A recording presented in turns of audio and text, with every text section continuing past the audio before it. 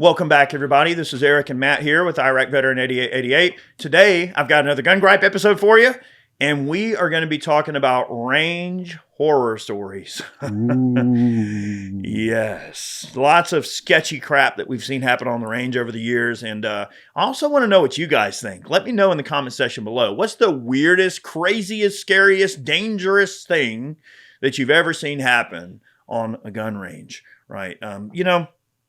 Sketchy stuff happens all the time. And Matt is my co-host on LLP. You've probably seen him on our podcast. We post every Monday at 9 o'clock. If you want to check out Life, Liberty, and the Pursuit, we post an hour-long, long-form show every week. Today's Gun Gripe, we're going to get rolling with this. Before we do, I want to thank our friends at Sonoran Desert Institute for supporting today's video. If you're looking for a career in gunsmithing, they're definitely your go-to source. Lots of great distance learning programs, awesome curriculum, wonderful instructors. If you want to learn how to fly drones, run a gun business, work on guns, learn about reloading equipment, they have so many cool things that they'll teach you that'll put you on the right path to a future in the gun world, in the gun industry. Check them out, Sonoran Desert Institute, SDI, and tell them that Eric sent you. They've been a long-term supporter of the channel. And also, you can check out the link in the description box below. So wow, if you shoot long enough, Matt, you're going to eventually come across someone at the range that does some harebrained stuff. Yep. Very dangerous harebrained stuff. So what's some sketchy crap you've seen happen on the range before? There's two that come to mind. One was so I was a dismounted 240 Bravo gunner during the mount operations. So we were at the mount course doing the train up, and I was doing a 240 from the belt, and then it had like a feeder link on it. So we started shooting, and then it's basically jammed. But it was a really weird jam, and nobody could really figure out what was going on. And one of the other guys came over, and we opened the feed tray, and it just started doing a runaway gun on me. And I was like, oh, but that was super sketch right there. Yeah. And then those blue guns, they still shoot a projectile. Yeah. It's just a training round. Correct. It still hurts. Oh, yeah. And it's going to hurt if you're standing right in front of it. If that thing starts to run away and there's someone standing right there, that could be pretty nasty. Yeah. And then another one was we were doing a 50 cal, a Ma Deuce disassembly. And then we took the back cover off. And then that spring, gets hung up, dude. And nobody wanted to go near it. It was just weird. Cause they're like, oh yeah, if that thing hits you, it's going to punch a hole through you. You're like, well, I don't want to walk in front of that thing. So as a former Ma Deuce gunner, I'll tell you what he's referring to is the back plate on a Ma Deuce. So the recoil spring has this little notch that goes into the side of the receiver. If the bolt is to the rear and somehow gets stuck or locked to the rear, it puts a lot of tension on that spring, and you can still remove the back plate with the spring compressed.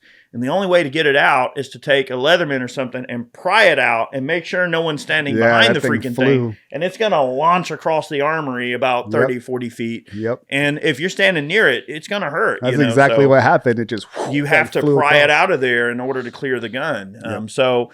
My story involves a Ma Deuce also, but a completely different situation. Apparently, the gun had not been headspaced and timed very well. And the first round, somehow, I don't know how it happened, but they were able to get the gun to fire without the barrel being clocked even a single notch. Okay, so there's a little window you have to pull the bolt back to there's a witness window that this little tit shows up in. And that tells you the bolt is pulled back to the proper area to get the barrel to start to screw in. Well, somehow the barrel got shot off of the freaking thing. I look up and I hear gong, gong, gong, like it fell off and bounced down the Humvee. Gong, gong, gong, made a loud ringing sound. And I look over and that barrel got shot off the front of that Ma Deuce. And of course, before we reinstalled the barrel, we looked down the bore to make sure we didn't have a bullet stuck in the bore. Because boy, how bad would that be for a 50 cal slug to be stuck halfway down the barrel? Yeah. But somehow the barrel left the bullet, but the barrel left the gun. And the gun was fine. It didn't hurt it, but boy, was it scary. It was sketchy. Yeah. So, there's situations in the military. I'm sure we can all attest to scary situations we've seen. And it's even scarier when it involves explosives or things that blow up and things that are really sketchy and dangerous. Like anytime you get a hang fire in a 120 millimeter mortar, Oh boy. that's a scary situation. Now you have to put the gun on safe, and you have to put a tool on the end of a freaking stick and put it down there. And there's the way that it attaches, you screw it, and then get this. Once it actually attaches to the nozzle of the mortar, you have to continue turning. And the way you know it's attached is the son of a bitch turns. You feel the round turning. Yep. So that lets you know you've caught the round. So imagine this primer has been hit or struck. Now it might be a bad primer, but imagine you're spinning this bastard, and what if the firing pin were somehow stuck forward, even though you put the gun on safe and retracted it?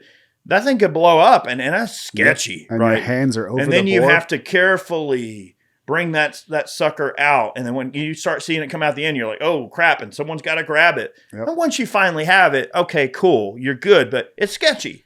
So there's lots of situations in the military where these scary things happen. What about the civilian world? Well, I've seen a lot of sketchy things happen, and no matter what you tell someone at the range, there's always going to be some habitual violator of the rules who always ruin it for everybody. And it happened actually at my own range day. We told people, hey, any explosives out on the range, do not move them or do anything with them. Like, our guy is the only one who is qualified to move any of the binary charges that are out on the range. Well, one young kid, I guess he didn't hear the announcement, or he just didn't care, or he's just doing what kids do. And he took the charge and put it in the head of the rubber dummy. We had some of those rubber dummies on the lane, which is just heavy rubber. Yeah. And they're good for stabbing work, shooting. They self-heal. They're really cool. It's a fun target that you can really, shoot a lot and can take a lot of punishment. And it self-heals, so it can take almost unlimited damage before you have to replace them. Well, anyway, he put the charge in the dummy. And what do you think happened when people started shooting? We let the line go hot. Someone shoots that dummy right in the forehead with an AR, boom, and it blows the head off of this dummy. Well, what direction do you think that rubber traveled in? Oof. Back towards the line. Now, Yeah. Granted, it was far enough away. It didn't really hurt anybody. I think some person did take a little piece of rubber to the dick, Yeah. and he was a little uncomfortable for a minute. But look, he took a groin shot. He was a little angry, but he was okay. Mm-hmm. But again, it's one of those examples of, if you don't do what you're told on the range, bad things happen. And it was so sketchy.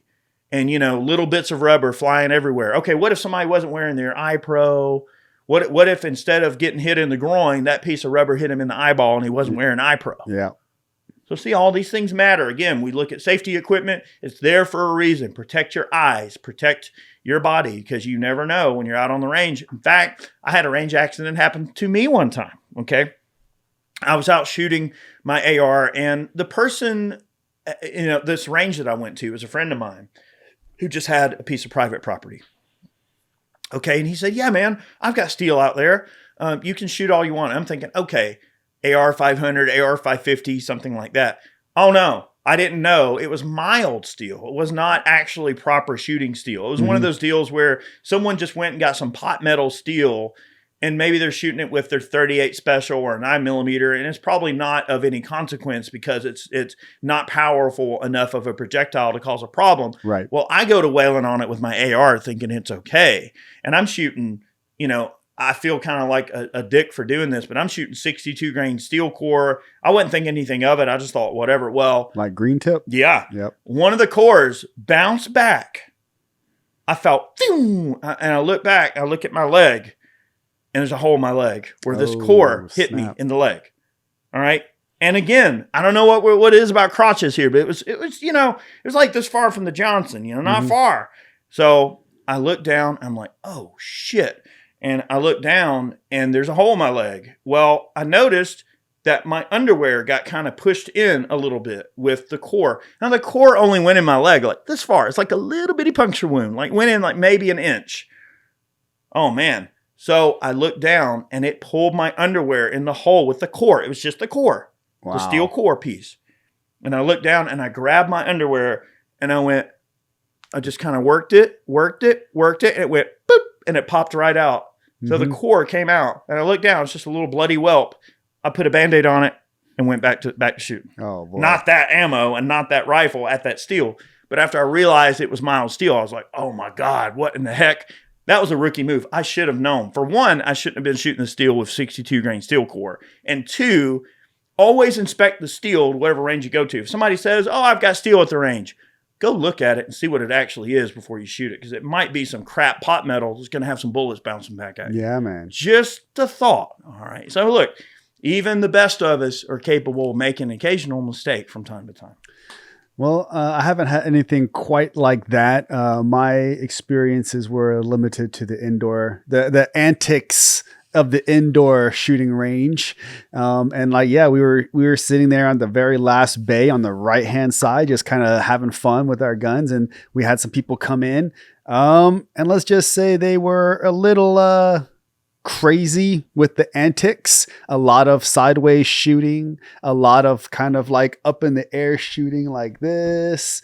Let's just say they put a lot of rounds into the ceiling and a lot of rounds into the floor. Oh man, it's there's not been good. So many public indoor ranges that I've gone to, and I've watched people shoot the walls, the floor, the ceiling, all sorts of stuff like that. I've seen that stuff happen all the time on all sort of regular basis. And one time I was at a indoor range where they rented machine guns. And I think this machine gun got pulled from the rental program for this reason, but it was a Mac 10 in 911, but or 9mm Mac 11, I believe. It was one of the Mac variants in 9mm.